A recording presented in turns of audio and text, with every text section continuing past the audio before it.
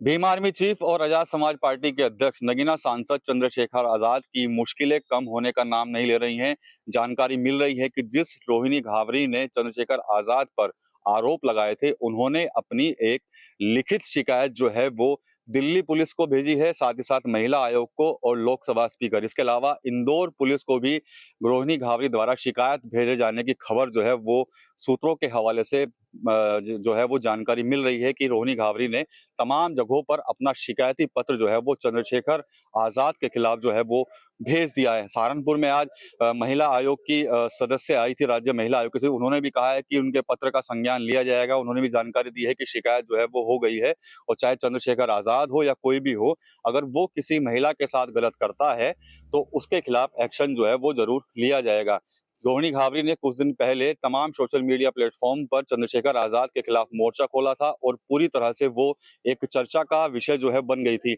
इस पूरे मामले में कहीं ना कहीं राजनीति जो है वो शुरू हो गई थी। बहुजन समाज पार्टी हो चाहे भारतीय जनता पार्टी हो, तमाम राजनीतिक दलों ने कहीं ना कहीं चंद्रशेखर आजाद पर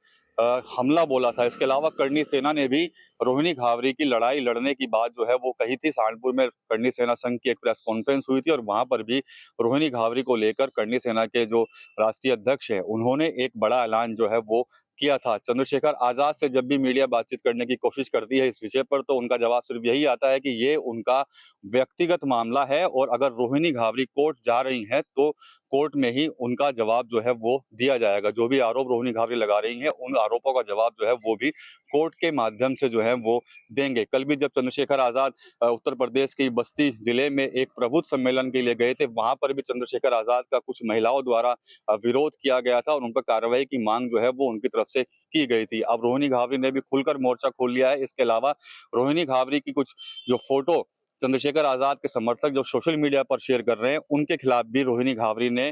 कोर्ट द्वारा नोटिस देकर कार्रवाई करने की बात जो है वो सोशल मीडिया के माध्यम से कही है। रोहिणी घावरी का पहले से ही कहना है कि ये पूरी लड़ाई जो है उनके आत्मसम्मान की है और स्वाभिमान की है और इस लड़ाई को वो जरूर लड़ेंगी और चंद्रशेखर को किसी भी सूरत में वो नहीं बख्शेंगी और सभी आरोपों का जवाब जो है वो चंद्रशेखर भी अब देने को तैयार है कोर्ट के माध्यम से। लेकिन खुलकर चंद्रशेखर की तरफ से कोई भी प्रतिक्रिया, कोई भी बयान जो है वो निकलकर सामने नहीं आ रहा है। आपको याद होगा कि स्विट्जरलैंड में रहने वाली रोहिणी घावरी जो कि पीएचडी की स्कॉलर हैं और जन पावर फाउंडेशन की सीईओ है, उन्होंने नगीना सांसद चंद्रशेखर आजाद पर कई तरह के उत्पीड़न के आरोप लगाए थे और साफ तौर पर कहा था कि उन्होंने उनका इस्तेमाल किया है और उनको छोड़ दिया है और वो अब चाहती हैं कि चंद्रशेखर आजाद के खिलाफ जो है वो कार्रवाई हो। कई दिनों से चर्चाएं हो रही थी कि रोहिणी घावरी इस मामले में लिखित में शिकायत कर सकती हैं, लेकिन अब जानकारी मिल रही है, सूत्र बता रहे हैं कि रोहिणी घावरी ने अपना एक लंबा चौड़ा शिकायत पत्र जो है वो